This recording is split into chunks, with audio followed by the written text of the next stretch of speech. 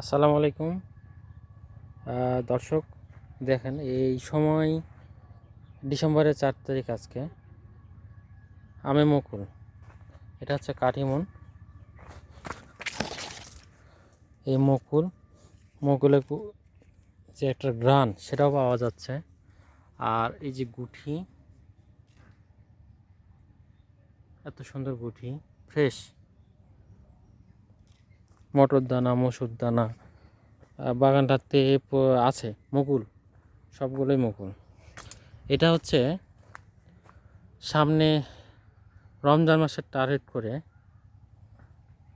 আম নেওয়া হচ্ছে।